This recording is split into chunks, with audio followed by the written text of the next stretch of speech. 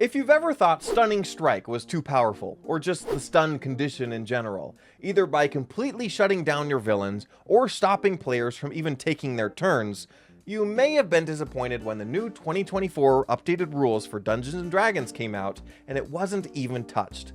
I will say that the monk itself is probably in its best place it has ever been in 5e, but I can't ignore the glaring imbalance when your BBEG can't attack a single time because they're stunned each round. And if you just make your monsters immune to being stunned, well, what's the point of even having it anyways? So I not only banned Stunning Strike, I replaced it with something better. And with that, a new rest system, and new conditions, I will be sharing my top 5 house rules I will be taking to the revised 2024 D&D rules.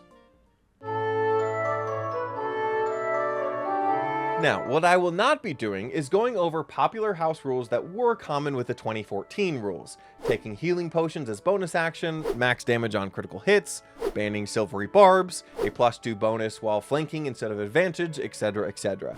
Those have been covered in other videos and subreddits, and it's up to you to still include in the game, as I still do. The ones I will be going over are more original, inspired from other game systems, or a 2024 exclusive. If you do not like them, do not use them, or just make them better for your table. But it's important to stick to rules as intended instead of rules as written when it comes to homebrew. Make sure that you use your own judgment when applying them to your game, as unexpected interactions may often crop up. And lastly, I don't hate D&D. I changed some elements of it because I love the system. Every table is different, and these are just the rules that I think make mine better. It doesn't mean that I should just play Pathfinder, or a previous version of D&D, or any other system because I would get something similar there, because I'm sure if I did play them regularly, there would be things I would change there as well. So let's all play what we love to play and be allowed to mod things as we see fit. Good? Good. One of my favorite games of the year is Enshrouded, a voxel-based survival game with building, crafting, and fighting. Minecraft meets Skyrim, if you get the picture. But what really impressed me was the rest system. It's not completely different than other games with a similar mechanic, but it provided some sudden inspiration for more interesting rests in D&D. How it works in the game is that you increase your comfort level in your base by being sheltered, having a fireplace, getting a better bed, and adding decorations. Then, the higher your comfort level is, the better rest you get, and the more stamina you have and the longer you have stamina regeneration throughout the next day. So obviously you do not have stamina as a resource in D&D, but you do have temporary hit points. And I will also point you to a much ignored part of the player's handbook, lifestyle expenses, a breakdown of the costs for different kinds of living. The more you pay, the more you are obviously pampered. So in my house rule, the greater lifestyle you sleep in, the more D4s you get to add as temporary hit points the next day. Prices listed are per night, per person. But if your adventurers are sleeping in the mud, then they get D4s taken off their health, and they can't recover from exhaustion, not quite getting the full rest that they wanted. This gives an actual use to the lifestyle rules, a reason for your adventurers to seek out a good place to sleep, and a reason to spend the money that they've accumulated on their adventure. But with the release of the Bastion system with the DMG in a couple weeks, you may ask how would it apply here? Well, not having the rules in my hands just yet, I can't be 100% on the ruling. However, if they keep this graph, which outlines how many special facilities you have, depending on your level, then we can assign our lifestyle with the amount that you have. Poor living with 0 special facilities to aristocratic with 6 special facilities, gaining a greater comfort level with your own bastion as you level up and develop the structure. Crafting has been a difficult one to pin down for me, as we are continually disappointed in the lack of fleshed out crafting rules in Dungeons & Dragons, being not even a full page in the player's handbook, but then are equally bombarded with ultra complicated homebrew crafting systems that require recipe lists, loot tables, and complicated math. Now, if that's how you like it, bravo! I prefer something more simple that I can put in my players' hands and not have another thing that I prepare for each session. Now, I did attempt a go at this in a previous video about overhauling spellbooks, giving the wizard options to learn spells from creatures using their essence, and creating singular use items like spell scrolls with a similar method. And while it still functions great on its own, I wanted something even more simple. So for the next iteration, we have what I call the Rune System. In short, creating a consumable magic item requires runes equal to 10 times the level of the spell. So if you wanted to make a potion or scroll of haste, a 3rd level spell, you would need 30 runes. If you want a magic item that has a continual daily use, the runes required equals 100 times the level of the spell. So for a daily free haste spell item, you need 300 runes. Collect runes by expelling spell slots equal to the number you want, killing monsters and using their essences with runes equaling their challenge rating, or the old-fashioned way, with gold or valuable ores with 50 gold pieces giving you 1 rune. You can also gain passive runes with the Arcane Study Bastion facility, depending on how many hirelings you have. But again, with not having the full rules published just yet, it may change slightly. But with all 4 ways, it is up to the players to slowly create runes to make the item. Then when they are finished collecting all the runes, they must make a successful Arcana check or have to collect a few more runes to try again. How they make it and creative ways that they use monster parts or essences is up to them. All you need to do is provide them with appropriate gold or monsters on their adventures. And if you feel a creature provides more or less runes, depending on their relation to the magic of the item, you can absolutely do that. If a player wants to duplicate a monster ability instead of a spell into a magic item, you basically treat it as a spell equal to half the monster's CR. So a CR 28 monster would require 1400 runes to complete. But at least you started with the essence of a very relevant monster. And one more thing that I will add is that if a creature wants to enchant or craft a specific item, they do need to have proficiency in the tools required for that item. For example, if you want to put the haste enchantment on shoes, you must have proficiency in cobbler's tools in order to make the boots of haste. Only enchant food with cook's utensils and jewelry with jeweler's tools, etc., etc. Another thing that takes the wind out of the game are the suffocation rules, pun intended. As they are now, you can hold your breath a number of minutes equal to your constitution modifier +1, meaning on average, a player can hold their breath for 3 minutes. After that, you start suffocating and take exhaustion levels for every round that you're not breathing. Simple enough, and I actually kind of like that. But what that also means is that you can hold your breath through an entire combat, dashing back and forth, take an incredible beating, and probably still hold your breath for another 2 minutes. I find this a little silly. So I actually took a page from DC20 and how they use the rules on holding your breath. Put simply, there are 2 types: holding your breath during light activity and holding your breath during strenuous activity. Doing light activity? Sure. Hold your breath a number of minutes equal to your constitution modifier. You're fine. But when in strenuous activity, like fighting to the death, you can hold your breath for a number of rounds instead of minutes. Instead of 3 minutes, you have 3 rounds before you start suffocating.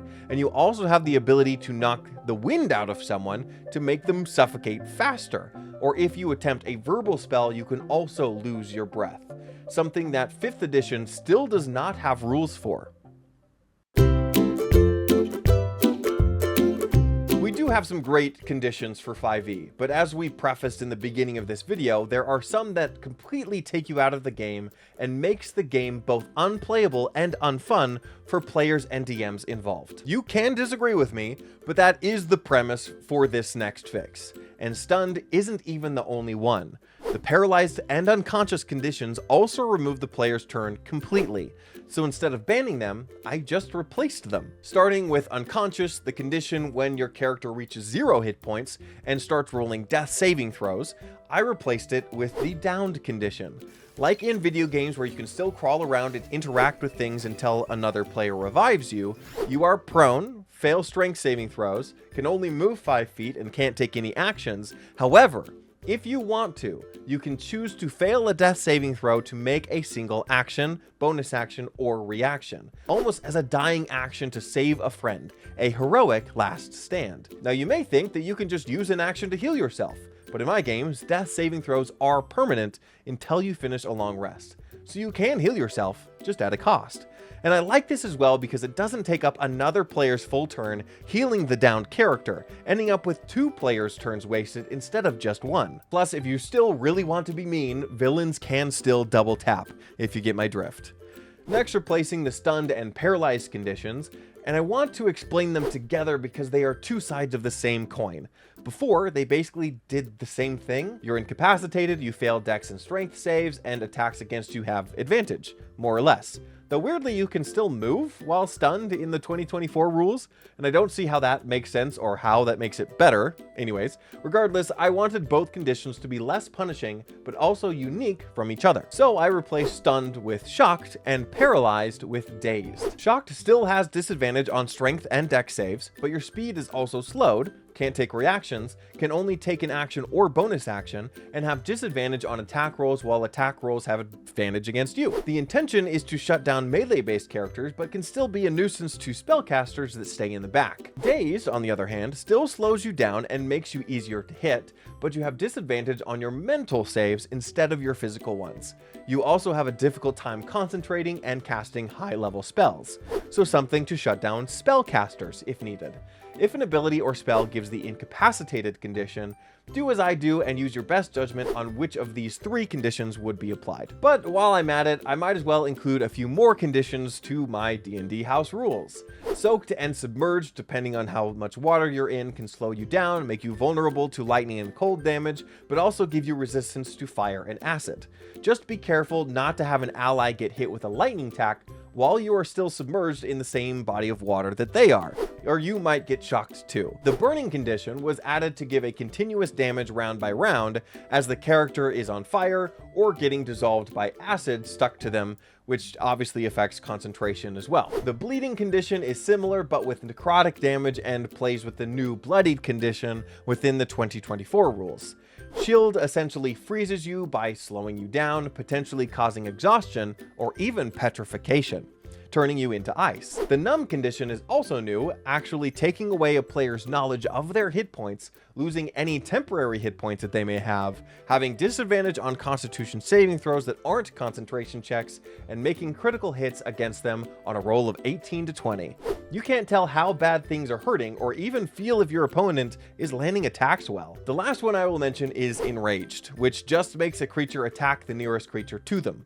There are monster abilities similar to this already in D&D, I just codified it into a condition. If you're thinking that these conditions are great, but there are no spells or abilities currently in the game that would activate them on the player's side, well, I added an addendum that with certain spells of certain types, you can sacrifice one of the damage dice for a chance to apply the condition to creatures equal to the number of damage dice you took away.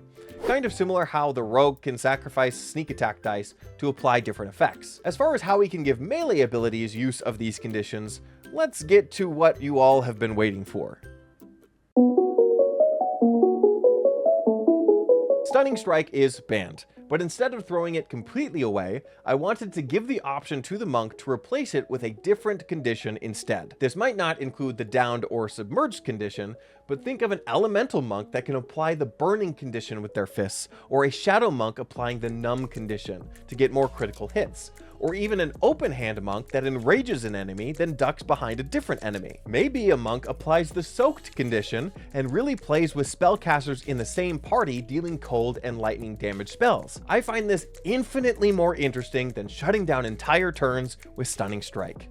I similarly have customization changes to other classes as well, giving the cleric the chance to turn creatures other than undead, because I find it silly that gods of plants or gods of trade goods have equal beef with undead as a god of life, for example, so they can turn plants or even other humanoids, depending on their choice. You can actually watch my full breakdown of that perspective and changes in this video link here. Wizards also get the chance to learn spells from creature essences instead of just spell scrolls as well, taking the Rune System and applying it to building your spellbook, so you don't have to wait to have enough gold and time in order to do anything. But let me know how you like these changes or what house rules you use in the comments below. For those who stayed to the end, I put a link to my full house rules document in the description below, including many more house rules that I didn't include in the video. It will be updated with the new Bastion rules and other possible rule changes when the DMG comes out and if changes need to be applied. If you would like to support my channel and actually play games with me, or just benefit from my plethora of homebrew, join my Patreon. Your support makes this channel possible, so thank you. You can also check out my other flavor breakdowns or lore deep dives on the channel if you want to stick around. Until then, go out there and make your worlds a better place. See ya.